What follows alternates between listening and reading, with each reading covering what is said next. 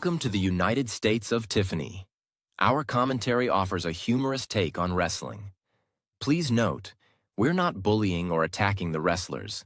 We're engaging with the choreographed sport and its storylines. Our jokes and observations are about the characters and storylines, not the real people behind them. Tourists and citizens alike, welcome. Enjoy the show, and remember, it's all in good fun.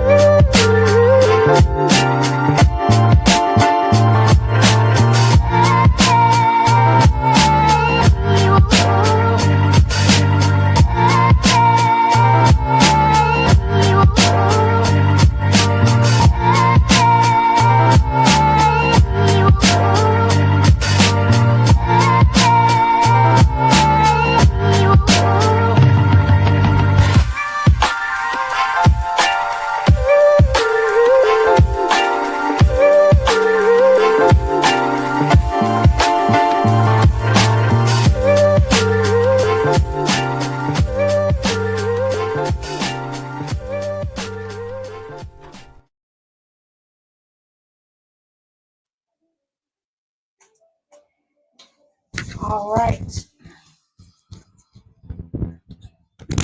Let me get my mic together. Hold on.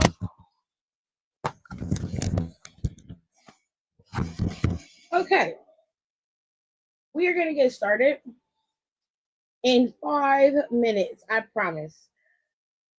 I just got to finish uploading the graphics for you guys because I finally have everything. So 5 minutes, ladies and gentlemen. 5 minutes. And I promise I'll be back. Give me a good 5. Okay. That means y'all got time to, gather y'all thoughts on the show and all that good stuff. Y'all got all that time to gather your thoughts, okay? So hold tight.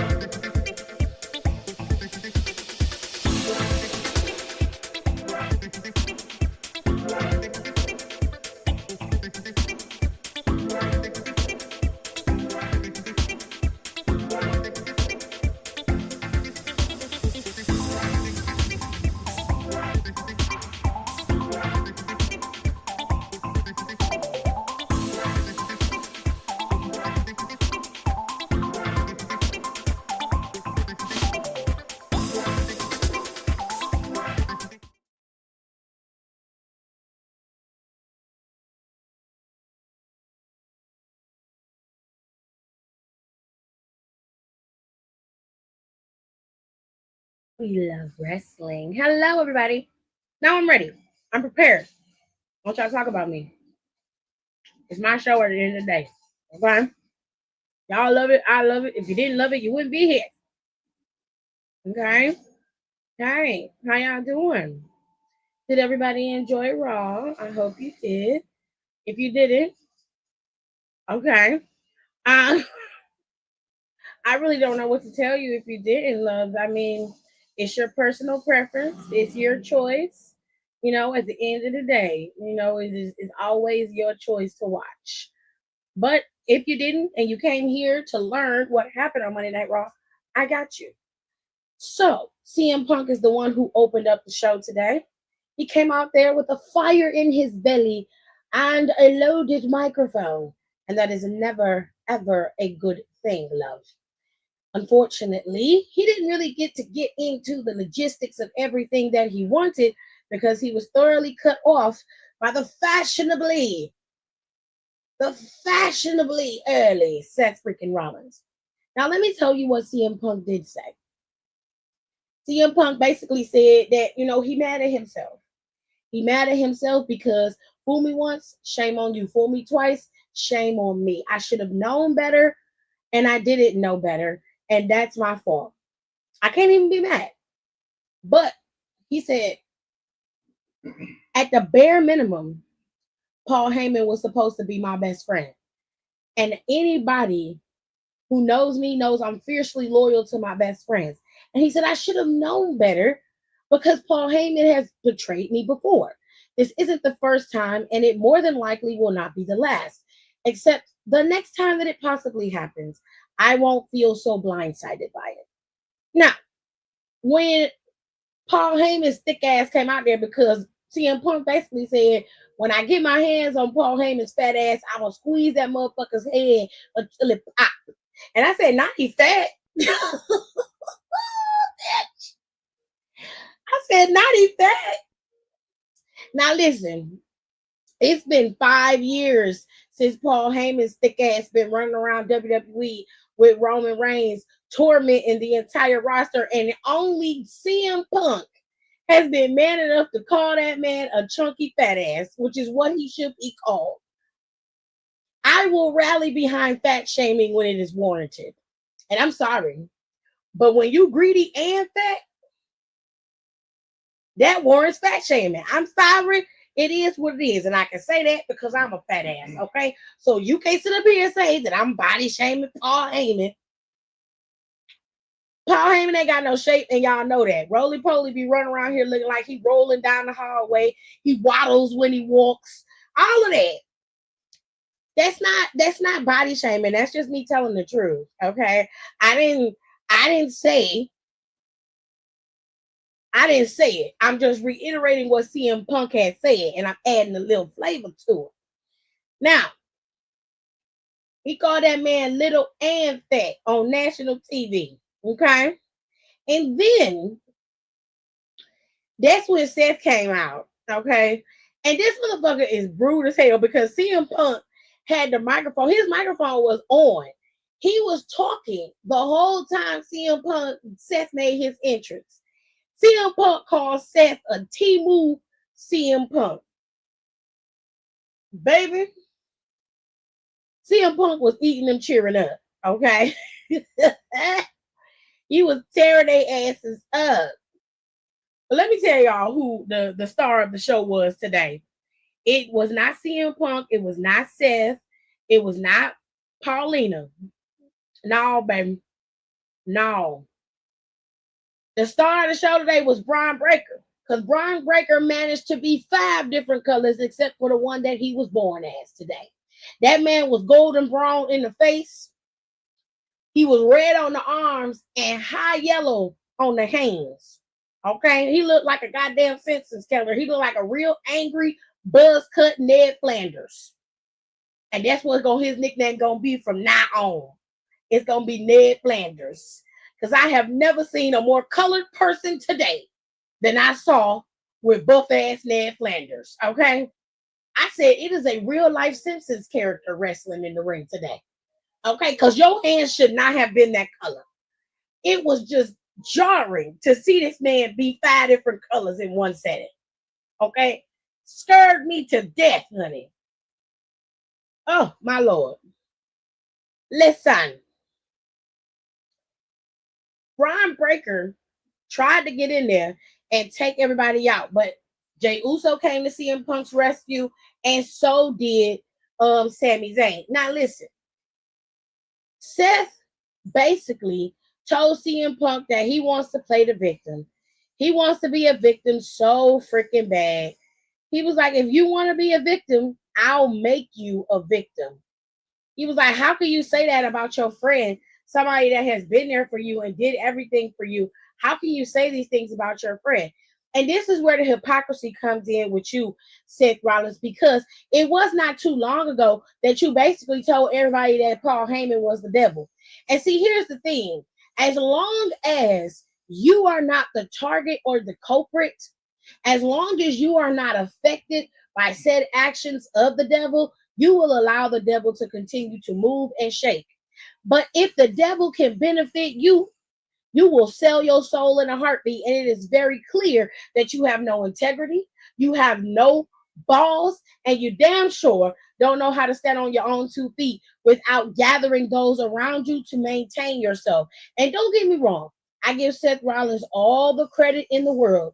For almost a year, when he was world heavyweight champion, that man defended that title fiercely. He presented himself as a worthy champion and set that title up to be something to covet. Yes, he did. But in the end, every time Seth Rollins can't get the job done on his own, he finds some kind of way to manipulate other people to come around him and give him what he needs. I need y'all to listen to me very carefully. Brian Breaker is not easily manipulated. It looks that way now. Okay? It looks that way now. But that is going to change very, very soon. In a year's time, give it a year. I would even venture out to say between 3 to 4 months. Okay?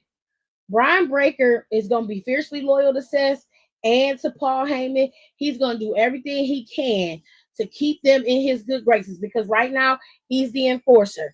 But slowly but surely, he's going to begin to realize that he does not need Seth Rollins. And that is when the wheels are going to turn between Paul Heyman and Brian Breaker. And Seth Rollins is going to be the one outside looking in. He's going to take him out. He's going to attack him. He's going to beat the brakes off of Seth Rollins. Mark my words. It may not happen immediately, but it is coming, because he's an uncontrollable anger. He's always been that way. Even when he first popped up in NXT, he has always been someone who was not easily controlled. He has a anger problem, character-wise. He's always been overtly angry, and when he explodes, it's like watching it's like watching a bullet shoot out of a gun. It's nothing but straight fire and anger and passion. He is uncontrollable. For now, it's going to look like Seth has everything under control. But I promise you that is going to end. And when it does, he is going to be the one to suffer the most in this. It ain't going to be Brian Breaker. Okay? I am telling you.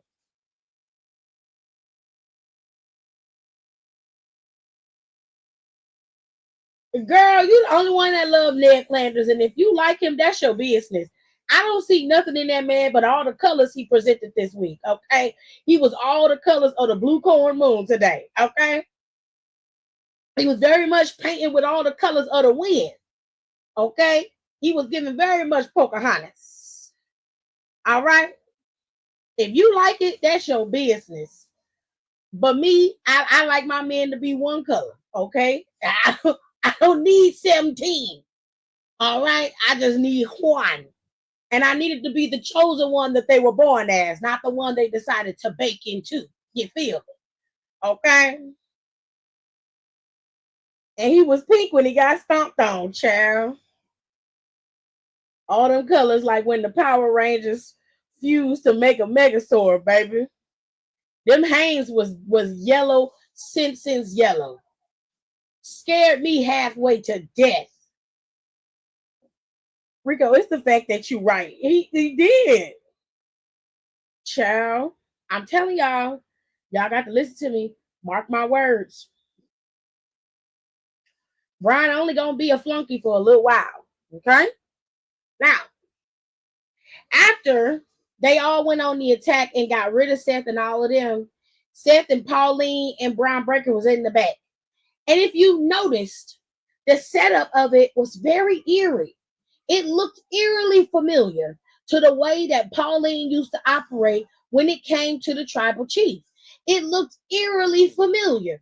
Paul Heyman was lingering in the background while Seth was giving encouraging or marching orders to his enforcer. The very same thing that Roman used to do with Jay, Jimmy, Solo, and with Sami Zayn. It was the very same rhetoric, similar edict, just a whole vibe. It was like, damn, did you copy and paste the shit? Like, Jesus. He said, okay, because they be orange, baby. And that is not what Kendrick meant when he was talking about the yams. That is not. It is not, sir. But now Pauline has a chair. It's weird. Pauline was sitting in the back in the cuppy because they inside the locker room of the stadium that they in, okay? And he was sitting in the back in one of the locker room cuppies. You know how they had the little seat dry in the locker room, the wooden locker rooms. They got little seats underneath the players, that little space above their head. They got little seats in there. Pauline was sitting back there, it looked like. But if he was sitting in a chair, whatever. But it just seemed eerily familiar to what we saw with him and Roman. This is why everybody is saying, like, hey, Seth, what you're doing is no different from what the tribal chief did. And it just lends a lot of credence to the rumors, or at least what me and everybody else was saying, is that this was never about changing the industry and making it easier for people in the industry to get through. This was never about the industry and the balance of the industry hanging in everybody's hands. It was always about Seth Rollins being at the forefront and being seen as the industry leader. It was never about Roman, and it was never about CM Punk. He just didn't want them in his way. He wanted their glory. He wanted their grace. He wanted their effort. He wanted their cheers. He wanted their acknowledgement. And when he didn't feel he got it, he stole their very essence. He took the wise man of both of these men, and he took the concept of the bloodline and turned it into this shit with no name and just Braun Breaker and the wise man sitting back there. It just screams, I want what you have, so I took it. Speaking of taking things.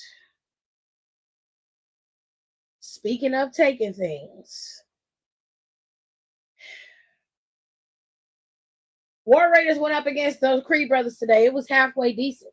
Wasn't a bad match until the New Day, Xavier with his S-curl, got involved.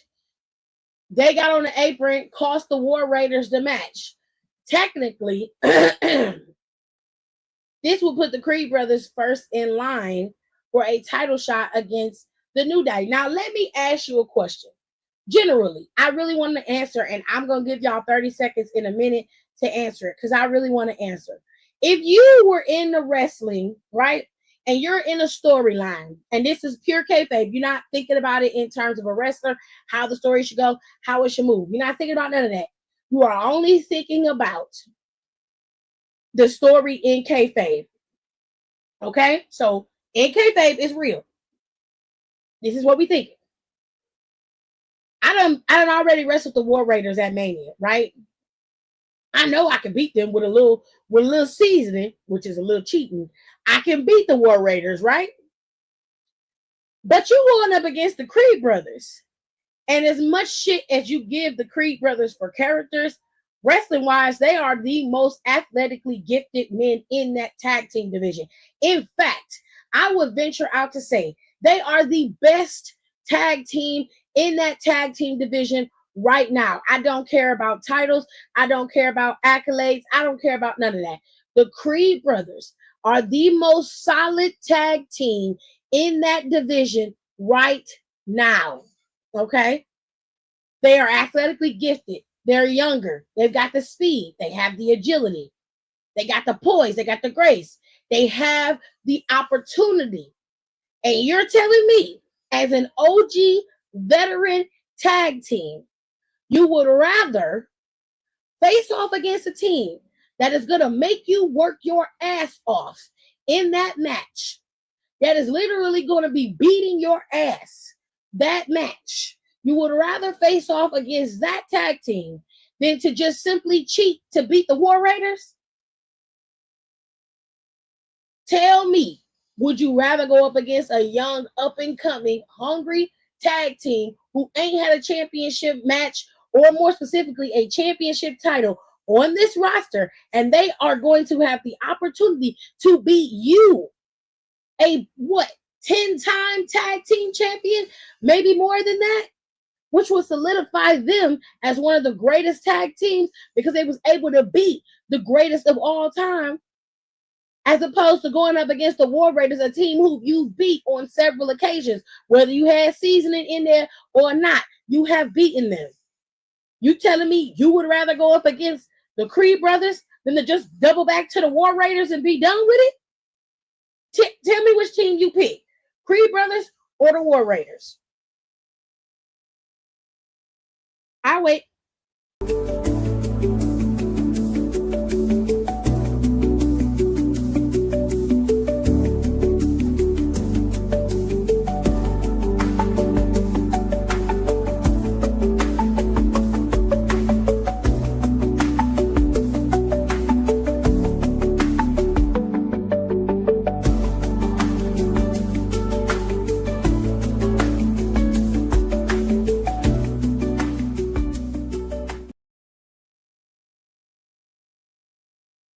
I'm just asking.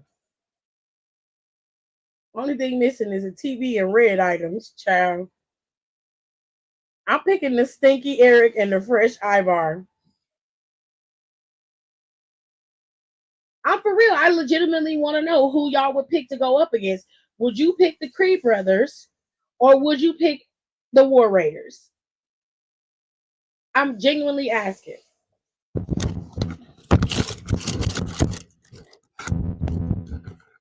If you want, go. You can go.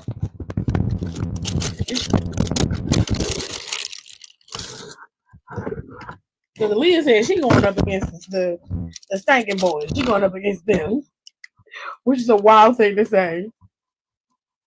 I used to say they smelled like ham. It's crazy. Yeah, I used to say some fucked up shit. Not even go for it. Child, let them live. Let them live. Me personally, I would rather go up against the War Raiders. Okay? Because ain't no way. I'm not finna fight with no Creed brothers. Mm-mm. He said, I pick Ivar so we can have a diva off. Child. Y'all ain't gonna do nothing but cartwheel. I'll try to out cartwheel each other in the damn ring. Diva off is nuts. Diva off is crazy. Anyways, so New Day helped the Creed brothers win the match. Did they need their help? No, not necessarily. They really didn't.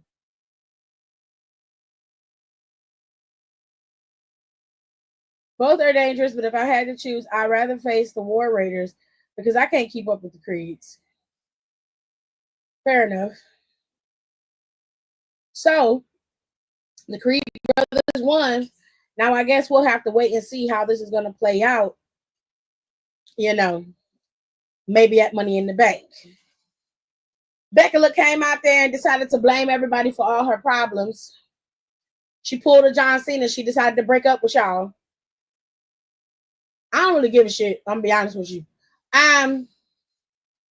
She said something to the effect of, I cared about what y'all thought about me and I cared about how y'all felt about me, to the point where I felt when I won the championship that y'all wanted me to go away, so I left. I was like, girl, your ass left because you wanted to. Don't blame us. Definitely don't blame me.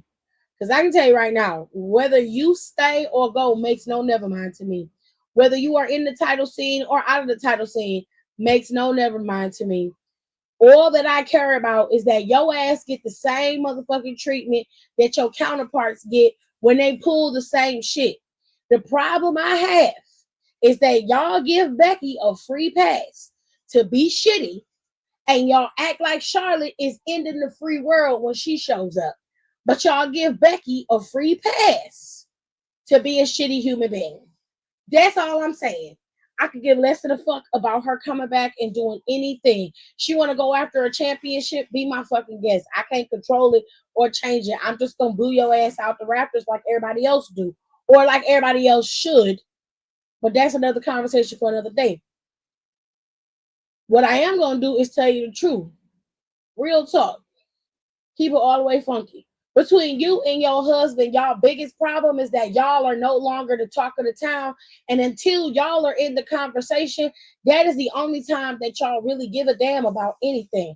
We're strictly talking kayfabe. For those of you who are not smart enough to understand the nuance of the conversation, we're still in kayfabe, babe. These two are narcissistic. They are arrogant, pompous windbags. Everything has to circle around them. And when it doesn't, it starts to become a problem, as if they cannot function without the idea with the idea that they are no longer at the forefront of the industry. Because of that, they begin to change the narrative so that everything flows through them. Even with younger talent, everybody's like, well, Becky put over Lyra Valkyria. Lyra could have had a feud with anybody on that roster, but the feud between her and Becky dates back to NXT, which a lot of y'all don't even watch and didn't watch Lyra in NXT. So you have no idea what really happened between the two of them and how it went down. Here's another thing. When Becky's ass went to NXT, she didn't take the title off of Lyra. She took the title from Tiffany Stratton. But I didn't hear y'all say that Becky was burying Tiffany Stratton in NXT. Oh, nay. No. I heard y'all say Becky was elevating the women's division. Yes? Was that not what you said? Becky Lynch went down to NXT, collected the title. I didn't have an issue with that. I didn't even have an issue with her taking the belt off of Tiffany. Tiffany needed to be taught a lesson that no matter how good you are, how great you are, and how much they put the wheel behind you, there is always somebody waiting in the wings to destroy you. And Tiffany's biggest issue right now on the main roster is just that. She ain't had an opportunity to get her ass whipped and everything be taken from her yet. She has been riding the wave of that rocket since she brought her ass to the roster. And everybody's okay with it. They're fine with that. But had they had did with Tiffany what they did with Jade Cargill, y'all would be in y'all motherfucking feelings right now. Be cussing Hunter out, calling him everything under the sun because he didn't do what you thought he should have done. Right? Now, let's get back to Becky. Okay? Becky's ass went to NXT. Her and Lyra tag team. They got themselves together, and then Lyra made a challenge to Becky Lynch. Becky accepted. Lyra beat Becky clean, fair and square in that ring. 1, 2, 3. Becky's ass trotted off into the sunset, back to the main roster, and Lyra was champion. Lyra drops the title to fucking Roxanne, moves up to the main roster. Becky and Lyra crossed paths when she came to the main roster. Lyra told her then, you were a part of my success. She didn't say you gave me my success. She said you were a part of it. And instead of you keeping it all the way 100, being like, girl, you here, now it's time for you to understand that it's either sink or swim. I'm not going to hold your hand through this roster just like nobody held mine. You got to fight your way to the top. And if you get there, I see you when you get there. That's how you handle some real shit. You feel me? That's how you keep your shit all the way 100. You don't sit on the sidelines and be mad and salty because you no longer are the talk of the town. You don't sit on the sidelines and get mad that your protege has surpassed you or is starting to get a little, she's starting to feel herself a little bit, and you don't like that shit because she's not thanking you. The crazy part about it is, not too long ago, there was another bitch coming from the OGs making you thank her for everything that she claims she did for you. And this was right after y'all lost them tag team titles too. The way you operate is just a copy and paste. You just slap the man on it and everybody's supposed to cheer and be in love with it. But bitch, I see your ass coming. I can read you like an old book. Your ass is so paper thin. I'm looking through you. Girl, if you felt like they didn't care about you no more, then just say that. Between you and John Cena, y'all are some of the most sensitive bitches I've ever seen in my life. If it was really about the fact that these fans was telling you you needed to leave, your ass should have left over a year ago. Or how about when you pop back up a few years back and took away a moment from two people that actually earned it and deserved it, from Carmella and from Bianca. The only time you made it right was a year later, and that's when Damage Control showed up. Now, this whole time, you have been running around, not only dogging Lyra Valkyria, but dragging Bayley through the mud, dragging her through the mud about how she feels about being removed from WrestleMania, how she feels about how she hasn't stood up for herself. She never blamed anybody for anything that she didn't like or didn't want to do. She simply said, I should have said something to a lot of things, but I didn't. I'm always the good soldier. Maybe I'm just a little too nice. Those were Bayley's words. And instead, you use that shit against her. Now, what's strange is the behavior towards you is almost like people don't know how to act. They're indifferent. One minute, they're cheering and loving that you're there. The next minute, they're booing because they don't like what you're saying. And you're doing everything in your power to make sure people hate you as much as possible. I can tell you right now, I don't hate you. I dislike your stance, but I don't hate you. The thing of the matter is what Bayley said about her own personal struggles with being a people pleaser and not standing up for herself and understanding her legacy and the value she brings to the women's division is something that even you have to acknowledge is true. Bayley does not even get a half of the respect that your ass get, and Bayley is 2 times the wrestler that you are. Let me say that again. And some of y'all gonna be in your feelings. Bayley is twice the wrestler that Becky is. Becky and Bayley can't go toe for toe, and Becky ain't got Bayley's prowess. She don't have her in-ring knowledge. She don't have her stamina. She just don't. She just don't got it. Even she's admitted that she's not the greatest in the ring. But sometimes you don't have to be the greatest. Let's keep it all the way real and keep it 100. Stone Cold Steve Austin was not the greatest wrestler of all time. What he was a relatable persona. And one thing she said today that was actually true and factual is that her relatability no longer lingers within the WWE universe. And that is the reason why all of you shit on Charlotte the way that you do, and the same way you about to turn on Becky when she do something that you really don't like. And it is because her lifestyle and the way she presents herself now no longer mirrors you. But if you keep it real, it never did. It never did. Becky was a working man's hero. She came out the mud, as they would say.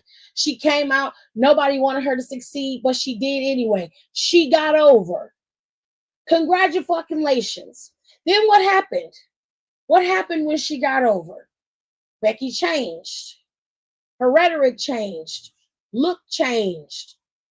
She beefed up her style, changed how she presented herself. There's 2 versions of the man. The man that we normally see that most people relate to is somebody who's brazen, they're cocky, they 1000% believe in themselves, but they had integrity. They had respect. And they wasn't doing shit like demanding other people to bow down to them simply because of what they've done in the past. The other version of Becky or the man is Big Time Bex. Big Time Bex desperately requires you to bow down. She expects you to cheer her on, to be acknowledging her irregardless. Whatever you believe in, whatever you agree with, doesn't matter. Becky expects all of the respect, all the accolades, all the love, because she's done it all. She's one of the greatest of all time. And I deserve that respect. That's how she operates when she's this version of herself. Now she's at a point where she feels like she doesn't need the WWE universe anymore. Fine. You could have kept that one to yourself. But if that's how you feel, fine by me. Between you, John Cena, and your husband, y'all seem to have a very skewed view of what this relationship between us really is. When I turn off the TV, I don't give a damn about what y'all doing, where y'all going, who you with, what y'all bills y'all paying, who getting this out. Don't care. Don't care, babe. I'm done after that. The only time I care is when the TV is on. After that, it's a done deal for me. It don't resonate with me the way it resonates with other people. Becky don't rule my life, nor do I care about what she's doing outside of it. I'm happy for her if she's happy. Her baby's happy and healthy. Her man seemed to be happy, but both of them seem to be clearly off their rocker. Clearly. Seth is drunk with power, and he's going to continue to gain it. And Becky Lynch is going to do everything in her power to maintain herself at the top of the mountain. But like I said, you can't complain now. You can't complain once you start doing shit that you really don't like. Because it is coming. It is coming, loves. Now, AJ Styles faced off against Finn. Finn was backstage. And Dom basically told Finn, like, hey, Saturday, matter of fact, at Backlash, your ass was late with that chair. Now, I don't know what the fuck you was doing, but you hesitated. That almost cost me the match. And had it not been for El Grande, I probably would have lost. Finn was like, bro, what? He was like, are you blaming me for you possibly losing this match? Are you afraid to defend your championship? Really? He was like, listen, you're starting to sound like Damian and Rhea, man. You remember what happened when they were here? You want to be champions like them? Now, yeah, I remember when they was there. I remember you were facilitating and putting a lot of noise in everybody's ear because you couldn't regain a title. You were mad that you couldn't be champion. And Damian being world heavyweight champion and you could be world heavyweight champion pissed you off to no end, honey. Now, for the last 2 weeks, we've seen Finn Balor back there talking to Roxanne Perez. I wonder what they're talking about. What we having a conversation about? Are you bringing in Roxanne Perez to Judgment Day or going to attempt to bring them into Judgment Day? Because that is going to be very, very interesting, darling. Especially when Big Mouth and Cobra back is still tag team champions. And Roxanne and Cobra and Julia could very well be going after them tag team titles. I mean, nobody else has stepped up. And of course, Liv is filming a movie right now, so they don't have to defend them, seeing as how they defended them twice in the last month or so. But child, during this match, AJ Styles and Finn had their match, and of course, there was JD McDonough and there was Carlito. Now, to even things out, Penta came out there and aided AJ Styles in this W, and all it took was a phenomenal forearm and Finn Balor was out. He was down for the count. No pun intended. Okay? Now, listen. They made it very clear, well, at least AJ Styles did, that whoever retained or gained the title at Backlash, he was coming for them for that Intercontinental Championship.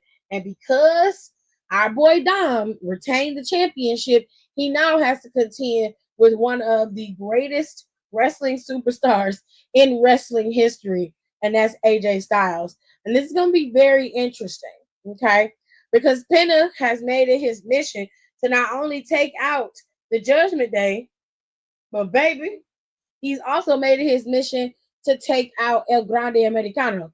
Now, today there was a match between Penta and Chad Gable, to which Chad Gable lost to Penta despite him trying to unmask the man and everything else in between.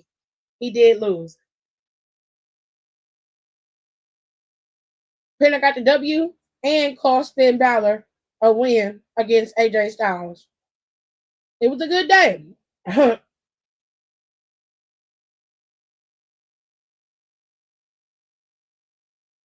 I can't.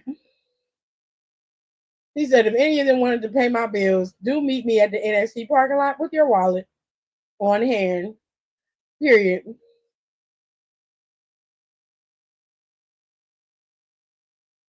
Child Rockwell big enough for two people. Let her defend in the handicap matches. There's a lot that could be going on. Any hoosies. Earlier in the night, we saw Seth Rollins decide it was time for him to go ahead and take his leave. But before he did that, he left Braun Breaker with a small task, and that was to pay somebody a little visit. You see, like I said earlier in the night, they decided to attack CM Punk, and that is when Sammy and Jey Uso came out there for the save.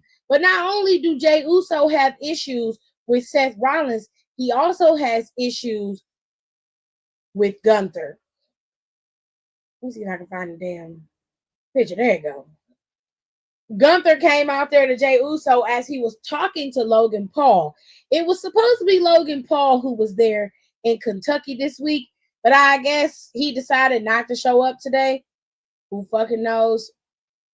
Don't care. I didn't have to see him today, so that's all that matters.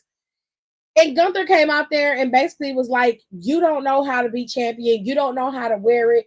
And you need to go ahead and hang up the boots. He was like, it don't matter who comes out. He said, you're real confident and you're real cocky. But you know, just like I know that Adam told your ass before you came out here, that after Saturday night main event at Money in the Bank on July 28th or June 28th, it's going to be me and whoever wins, and I'm going to regain that championship and take my rightful place back at the top of the mountain. And Jey Uso was like, child, well, he said, I'm a champion because you tapped out. Did he lie though? He definitely didn't. He didn't lie. You did. You lied. Okay? That was you. Gunther, sweetheart, you can beat up on Pat McAfee. Shout out to Pat McAfee, by the way. He showed up to a standing ovation. He was a little late, ended up coming in during Penna and Chad Gable's match. But Pat McAfee was on commentary today. The man said he got bruises everywhere. He a little sore. He's got a busted blood vessel in his eye. But he at work and he ain't never been scared. And we love that for Pat. But back to the task at hand. Not only does Jey Uso have to keep his head on a swivel from Seth Rollins and Braun Breaker, he also has to be worried about Logan Paul and then in the future, Gunther. Gunther is going to be returning to go after this championship. All that I ask of Triple H is to allow Jey Uso to put Gunther to bed for good and proceed forward. Let him keep the championship for just a little bit longer. He more than likely is going to end up dropping it back to Seth freaking Rollins. I can see it. It's coming. I see it happening. I hate that. I hate that for us. Also, why this photo of Seth and Braun is giving they hit the Pentagon. This photo, he's talking about this photo, y'all. He's stupid. He is a mess. He's talking about this photo, child. There's something wrong with Rico. Don't mind him. He can't help it. Anyway, y'all ain't it. So he made it very clear that he wasn't scared and that he would take Gunther on just like he took him on at WrestleMania. I hope so.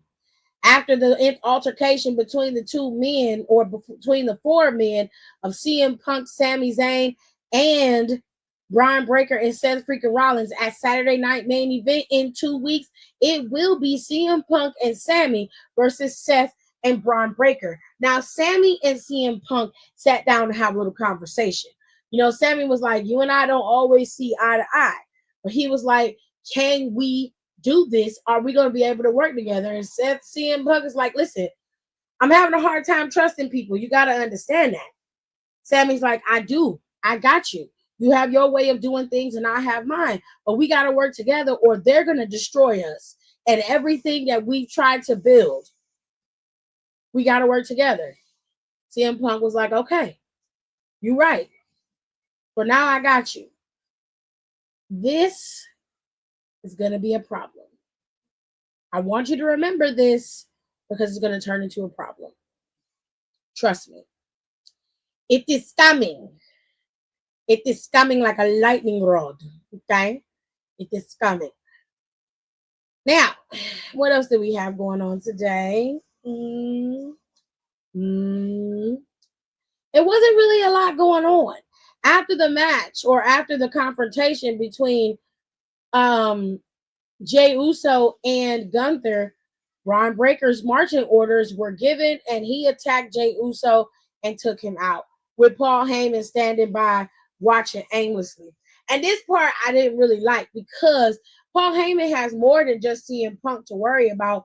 He has the tribal chief Roman Reigns. And if I were Triple H, I'd be utilizing both of them in different intervals. Paul Heyman seems to believe that he is untouchable, that he's invincible, and the time frame that he's been able to stand alone without anyone watching over him or protecting him could have been times that he could have been taken out. Okay? He needs to be. She treated me like a crackhead on the NYC subway. He crazy, but he not bothering nobody, so leave him be. Child, you are crazy. Well, congratulations to you, Kayla.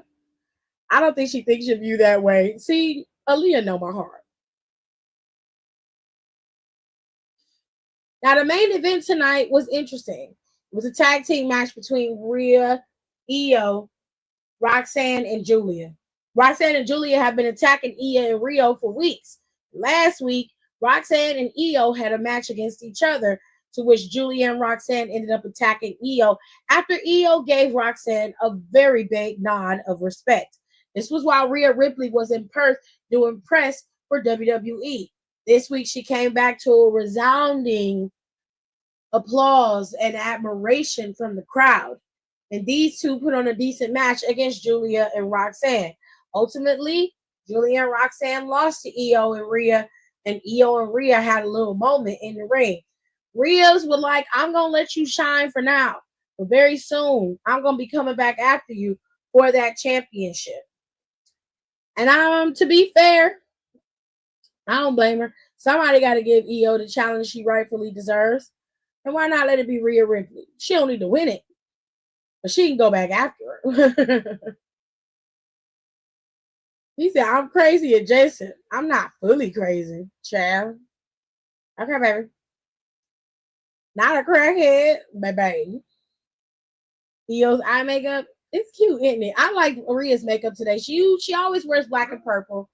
But today it was really pretty. Whoever smoked it out and did it, y'all did a really good job on her makeup today. You're unpredictable. Sometimes people can follow her. You lead, other times we only watch on in awe, Rico. Well, sometimes I feel like a nut, and sometimes you don't, because.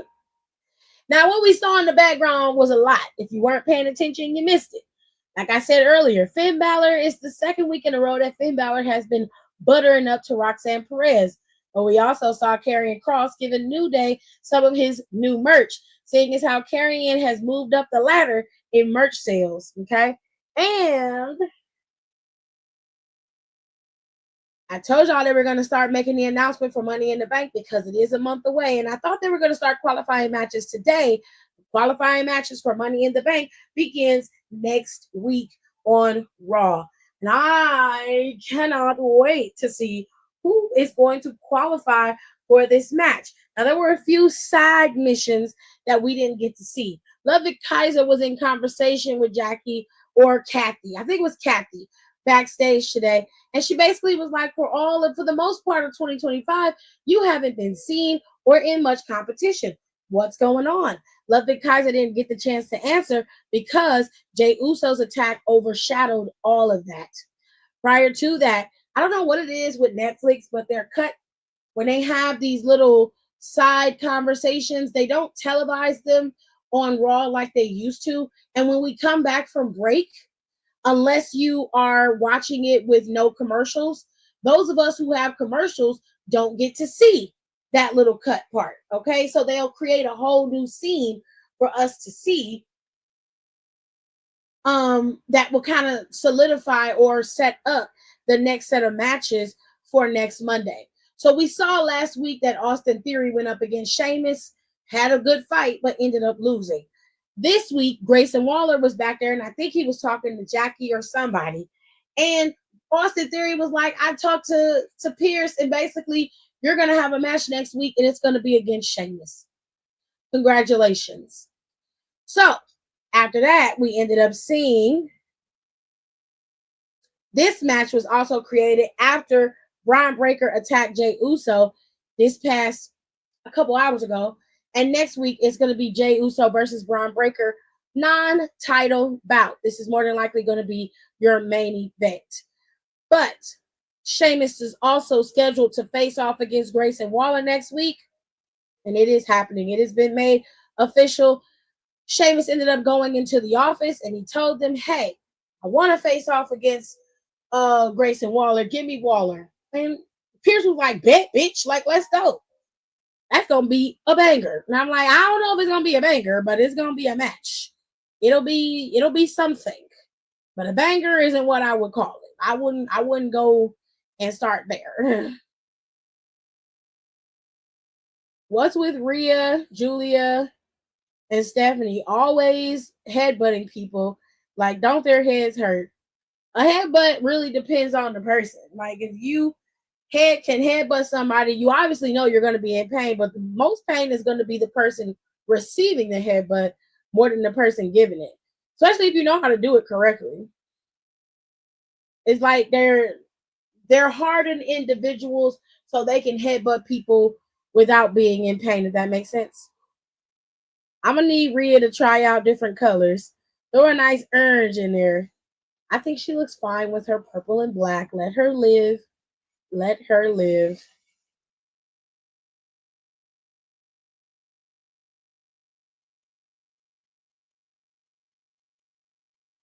As someone who had a killer headbutt in wrestling school, having longer hair and a good thigh smack sells the illusion of an impact without there being one. There you go. Like when Georgina headbutted Antoine in my little bookie book. Child. I can't. And ladies and gentlemen, that is it. That is all. We have covered everything from Monday Night Raw today. Now it is time to have a little conversation about what's going on in these internet streets, yeah? First things first. Everything on the Menu with Braun Strowman will appear this year on the USA Network. The episodes will see Braun Strowman order everything on every menu on the road while on the road for WWE. The show is produced by WWE Studios, and this was done before Strowman was released, obviously. But honestly, they could still do this if this show was successful. I'd watch it. I mean, I used to watch when on Delish when the girl Julia, when the show was Julia Tries Everything, and she used to eat everything on the menu at these restaurants.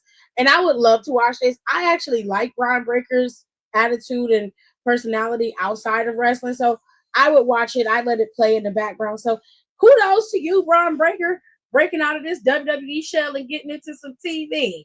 I think it'd be fun. Keep this show going because it's going to be interesting. The location for John Cena's final match in December this year has officially been announced, and it will be in John Cena's hometown of Boston, Massachusetts. Now, we all know that John Cena is from West Newbury, I believe, West Newbury, Massachusetts, but Boston is a big home for John Cena. That's his final match. I believe that is a location of Saturday night main event for John Cena's final match. So this is going to be very interesting. Moving on into PLEs, Evolution is rumored to be hitting our airwaves in terms of Peacock on July 12th of 2025. They say they're supposed to have this pay-per-view in Atlanta, Georgia, and the fans are already speculating as to who could be headlining and how they could create matchups because it still has the OG moniker and the OG, lettering. Everybody believes that this is an all-women's PLE. We don't know of any changes or any potential booking. All we know that this is what they have decided is what they're going to be scheduling possibly for July 12th in the month of July. Now, we also have, okay, let's go over it again. Battleground is in 1 week. Battleground is next week. It's next Saturday, May 25th. We also have Money in the Bank, Saturday, June 7th. And prior to this, we have Worlds Collide on Saturday, June 7th. And it's going to be at 11:30 a.m. Pacific Standard Time. That following week or a few weeks after, June 28th, is Night of Champions. This is going to be in Riyadh, Saudi Arabia. And at that point, we had no PLE scheduled for July until they came up with Evolution. Evolution could possibly be your PLE in July, which is very interesting. I want to see what they're going to do with Evolution and if it's still going to be an all women's PLE. With that being said, after that, we have SummerSlam, Saturday, August 2nd, and Saturday and Sunday, August 3rd. It's a 2-night event. Cardi B will be hosting both nights. And then on August 31st, you're going to have Clash in Paris. And on September 1st, they're still going to be in Paris for Monday Night Raw. And in between there, September, October, November, we are going to be heading into October, where we're going to have Crown Jewel in Perth. Friday night SmackDown, Saturday night Crown Jewel, and Monday they're going to be in Australia for that whole weekend. And then you're going to have probably another Saudi show in November. And of course, you're going to have Survivor Series at the end of the month. And then leading into December is when WWE takes their time off and they slowly start to, pull back on some of the things that they do for the year, and they leave the month of December for the superstars to take a break and have an opportunity to go home and be with their families. The last big thing we're going to see is going to be in December when it comes to John Cena and his final match in Boston, Massachusetts. And I presume that this is going to be probably, I don't know, it's going to be, I think it's going to be like the second week of December. I don't think it's going to be in the first week of December. Last year when they had Saturday Night Main Event, it was the weekend of my birthday. So it may be that same week on the 13th of December rather than being on my actual birthday, which is on the 12th this year. And it is was on the Friday on the 12th. It's always on the 12th. It's on a Friday this year on the 12th. But yeah, there you go. There you have it, ladies and gentlemen. That is all the news that I have for you. Next week, like I told you guys, Money in the Bank qualifiers will begin for Monday Night Raw. I don't know if they're going to begin doing qualifying matches for SmackDown this Friday, but if I were them, I would. Don't know if they're going to do that, but they said that the qualifier begins next week, so let's look forward to that.